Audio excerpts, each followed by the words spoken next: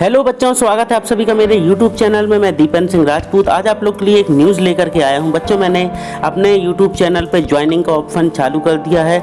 आप इसके 3 लेवल हैं। पहले लेवल में अगर आप ज्वाइन करते हैं तो उसमें आपको मिलेगा मेरे द्वारा लाइव स्ट्रीम का पूरा लाभ।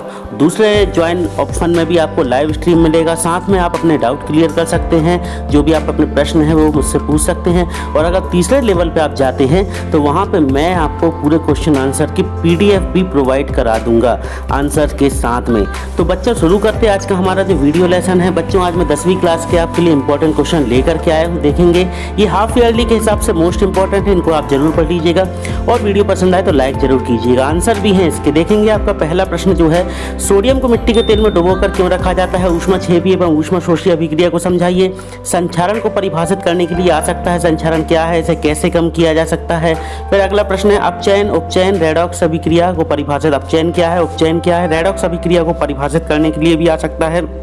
फिर पांचवा है, अम्ल एवं क्षार क्या है, इसमें अंतर।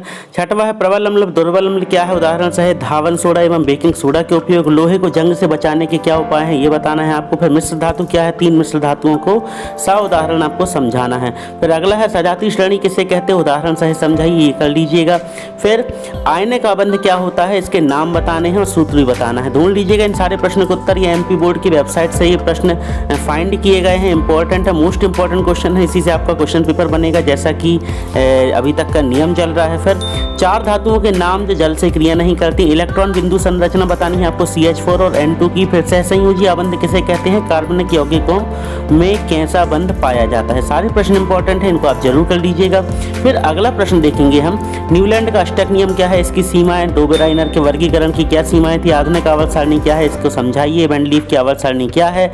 फिर बहुविकल्पी प्रश्न भी आ सकते हैं कुछ, जैसे कि खालिस्तान तत्व सर्वाधिक परमाणु त्रिज्या रखता है। अष्टक नियम किसने दिया था, उसका नाम। जैसे न्यूलैंड। आवर्त सारणी में कितने आवर्त होते हैं, ये बताना। आवर्त कितने होते, समूह कितने होते हैं। फिर जंग का सूत्र पूछा जा सकता है। चाकू से किस धातु को काट सकते हैं? फिर भौतिक परिवर्तन और रासायनिक परिवर्तन पूछ सकते हैं एक वाक्य में, प्रश्न में उत्तर। या फिर कोई परिवर्तन दे दें, दूध से दही का बनना कैसा परिवर्तन है, तो ये आपसे बनना चाहिए। बच्चों, मैं फिर से बोलूंगा, ज्वाइनिंग मेंबरशिप मेरे वीडियो में आप जो बायजू में दिख रहा होगा, आप देख सकते हैं, उसको आप ले सकते हैं और मेरे वीडियोस के और भी बेनिफिट आप उठा सकते हैं। ये आंसर देखेंगे हम, देख सकते हैं। सबसे पहला संचारण दिया हुआ है, संचारण की डेफिनेशन दी हुई है। विकृति गंध्यता क्या है? ऊष्माक्षेपी ऊष्माशोषी अभिक्रिया के उदाहरण समझाने का है, तो यहाँ पे ये आ गया है। मैं फिर से बता दूं, अगर आपने ज्वाइनिंग करना चाहते हैं मेरे YouTube चैनल को, आप एज अ स्टूडेंट, तो आपको यहाँ पे सारे question answer, important question answer personally आपको मिल सकते हैं आपके WhatsApp पर। देख सकते हैं आप मेरे ज्वाइनिंग मेंबरशिप के ऑफर क्या हैं, कैसे क्या हैं, आप देख सकते हैं, वहाँ से आप उसका फ़ायदा उठा सकते हैं। फिर प्रश्न तीसरा देखिए, अपघटन वियोजन अभिक्रिया क्या है?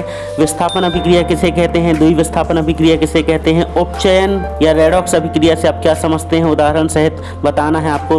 तो ये पूरे प्रश्नों के उत्तर हैं, आप इनके स्क्रीनशॉट ले लीजिए, इनको देख लीजिएगा। अगर आपके पास कोई गाइड वगैरह है तो आप उससे भी पढ़ सकते हैं, और नहीं है तो मैंने यहाँ पे आपको अधिक से अधिक प्रश्नों के उत्तर उपलब्ध कराने का प्रयास किया है।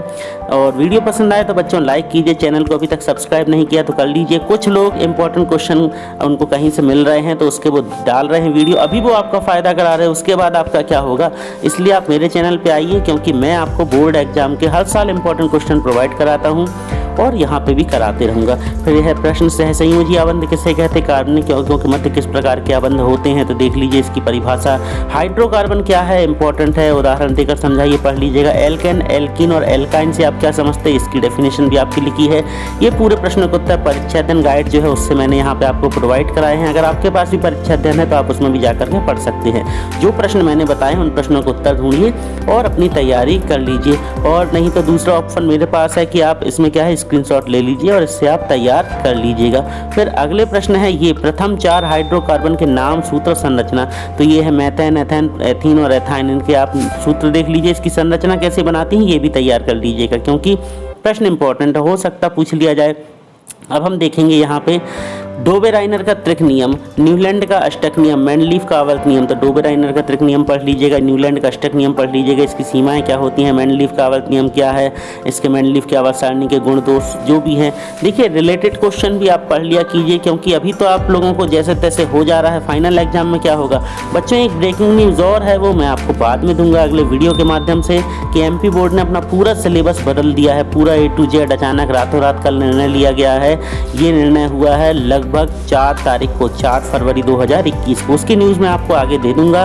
फिर यहाँ आप देखेंगे डोबेराइनर के वर्गीकरण की क्या सीमाएं हैं और न्यूलैंड के अष्टक सिद्धांत की क्या सीमाएं हैं। मैंने फिर से कहा न्यूलैंड का अष्टक नियम पढ़ लीजिएगा, उसकी सीमाएं, डोबेराइनर का त्रिक नियम उसकी सीमाएं, ये सब हैं। विकर्ण संबंध भी एक प्रश्न है जो कि यहाँ पे आपके मॉडल क्वेश्चन पेपर जो है उसमें नहीं पूछा गया, मगर मुझे लगता है हो सकता पूछ लिया जाए, उसको भी आप तैयार कर लीजिएगा फाइनल एग्जाम की दृष्टि से। एक चीज़ और, एमपी बोर्ड की वेबसाइट में जितने भी प्रश्न उत्तर पड़े हैं ये अभी आपके हाफ ईयरली एग्जाम में मोस्ट इंपॉर्टेंट है, वहीं से पेपर बन रहा है, आप उसको जरूर देख लीजिएगा, किंतु केवल हाफ ईयरली एग्जाम के लिए। आगे क्या है उसकी न्यूज़ में अगले वीडियो में दूंगा आपको। ये देख लीजिए कुछ पीडीएफ के माध्यम से भी है, ये सारी पीडीएफ हैं। अगर आप मेरा ज्वाइनिंग मेंबरशिप लेते हैं तो ये जितनी भी पीडीएफ है मेरे पास इंपॉर्टेंट क्वेश्चन की, मैं सारी आपको सेंड कर दूंगा पूरे के पूरे, मगर उसके लिए आपको मेरी ज्वाइनिंग मेंबरशिप लेनी होगी। तो उससे आपको क्या होगा, अगर आप ज्वाइनिंग मेंबरशिप ले लेते हैं तो उससे आपको मेरा ये बेनिफिट्स मिल जाएंगे बहुत सारे। ज्वाइनिंग आप यदि आप करते हैं तो उसमें 3 लेवल है, सिल्वर, गोल्ड और प्लेटिनम। तो सिल्वर में आपको बता दूं 59 रुपये है आपका उसका चार्ज, 59 रुपये पर मंथ। अगर आप 59 रुपीज़ पर मंथ मेरे चैनल पे करते हैं तो उसमें आपको मोस्ट इंपॉर्टेंट क्वेश्चन जितनी भी बोर्ड की अपडेट आएंगी A to Z आपके पास सबसे पहले पहुंचेगी अगर आप मेरे मेंबर हैं तो। दूसरे लेवल पे आप मुझसे व्हाट्सएप पे चैट के माध्यम से अपने सॉल्यूशन ले सकते हैं, कोई भी चीज़ का मतलब मैं आपको चैट कर से जवाब दे दूंगा, सारी चीज़ों को हल कर दूंगा। और तीसरे लेवल पे अगर आप जाएंगे तो आप मुझे यदि कोई क्वेश्चन भेजेंगे तो उसको मैं सॉल्व करके आपको दूंगा, और साथ ही मेरे इंपॉर्टेंट क्वेश्चन की PDF जो भी इंपॉर्टेंट क्वेश्चन है सारे के सारे प्रश्न उत्तर आपके पास डायरेक्ट पहुँचेंगे। तो अगर आप लेना चाहते हैं मेंबरशिप तो आप ले सकते हैं। यूट्यूब ने मुझे ये बेनिफिट दिया है कि अब मैं अपने चैनल के कस्टमर को, मेंबर्स को ज्वाइनिंग दे सकता हूं। तो आइए और ज्वाइन कीजिए हमारा चैनल, क्योंकि आप देख सकते हैं कि हर साल हमारे चैनल में मोस्ट इंपॉर्टेंट क्वेश्चन दिए जाते हैं। देख सकते हैं यहाँ पे ये प्रश्न उत्तर धातु अधातु तो जरूर कर लीजिएगा बच्चों, नॉर्मल पूछा ही जाता है।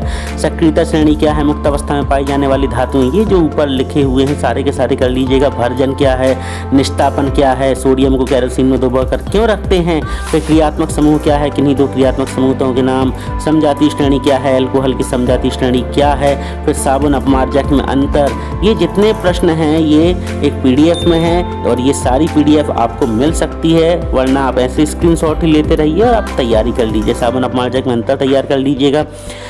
ये प्रश्न आपके बोर्ड्स में अभी शामिल नहीं किया गया है, मगर मेरे पास थे तो मैंने आपको उपलब्ध करा दिए, देख लीजिएगा। सारे इंपॉर्टेंट क्वेश्चन हैं बच्चों। मैं फिर से बोलूँगा, मैंने एक ज्वाइनिंग का ऑप्शन मेरे यूट्यूब चैनल में खोल गया है। अगर आप ज्वाइन होना चाहते हैं मुझसे तो आपको ज्वाइनिंग के लिए कुछ पैसे पे करने होंगे, वो आपको जिस तरीके से पे करने हैं आप कर लीजिए और मुझसे आप डायरेक्ट कनेक्ट हो सकते हैं। यहाँ देख सकते हैं आधुनिक आवर्त सारणी की विशेषताएँ, गर्म जल को टैंक बनाने में तांबे का उपयोग होता है, इस बात का नहीं क्यों। फिर साबुन के स्वच्छीकरण की क्रिया लिखिए, डोबेराइनर का त्रिक नियम 30वें नंबर पे यहाँ फिर से आया, डोबेराइनर का त्रिक नियम क्या है, तो ये कर लीजिएगा। सारे के सारे मोस्ट इंपॉर्टेंट क्वेश्चन है बच्चों। वीडियो पसंद आए तो लाइक कीजिए, चैनल को शेयर कीजिए, सब्सक्राइब कीजिए। 10वीं क्लास वाले मेरे वीडियोस को ज़्यादा पसंद नहीं कर रहे, पता नहीं क्यों। 9th में आपने बहुत भरोसा दिया, इस बार भी फिर से दिखाइए, फ़ायदा होगा आपको। मिलते हैं बहुत जल्द अपने अगले वीडियो लेसन में, तब तक बढ़ते रहिए गुड बाय।